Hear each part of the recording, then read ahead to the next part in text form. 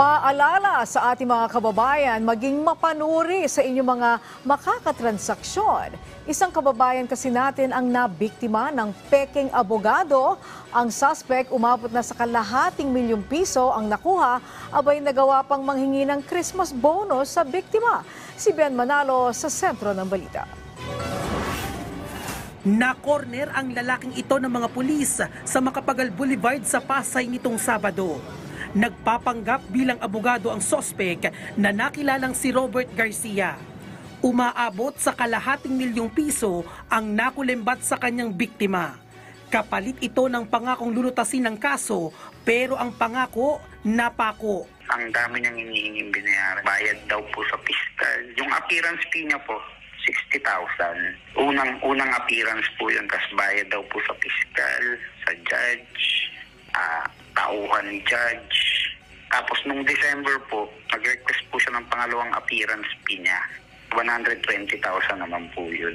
Which is binayaran na lang namin ng kalahati. Then yung nag-trigger po sa akin para imbestigahan na siya, nangihingi siya ng Christmas gift na worth 60,000.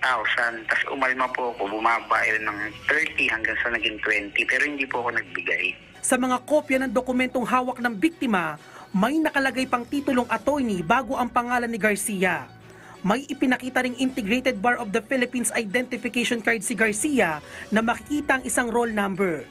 Sa lawyer's list ng Supreme Court, meron naman talagang abogadong Robert S. Garcia at tugma rin ang roll number sa ipinakitang ID. Pero may natuklasan ang biktima. Pinacheck ko na po siya sa ibang abogado. Nagpa-second opinion na po kami. Yung bagong abogado po ma'am, nakita na fake yung notary. Then sa IDC, meron lang isang Robert S. Garcia na taga-Bataan. So hindi niya alam na nakontak ko na po yung tunay na Robert Silva Garcia. Inamin ni Garcia na hindi siya abogado pero tapos siya ng pag-aaral ng abogasya.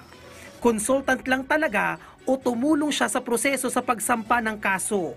Kaya itinanggi niyang humarap siya bilang abogado ng kliyente. Nag-aral po ako ng law pero hindi po ako nakapasa sa bar. Itinanggi ng sospek na umabot sa mahigit kalahating milyon ang perang hiningi niya sa kliyente. Pilit ko naman pong inaano yung pera na kung mali man yung nangyari, binabalik ko sa kanya.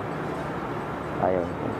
Paalala ng pulisya sa publiko, meron namang list of na IBP tayo sa internet, pwede naman natin i-check yan kung talagang, kasi through internet lang makikita na natin kung yan ba talagang abogado na yan ay tunay. sa ngayon ay nakapiit na dito sa Pasay City Police Station ang sospek na nahaharap sa kasong swindling. Bien Manalo para sa Bayan.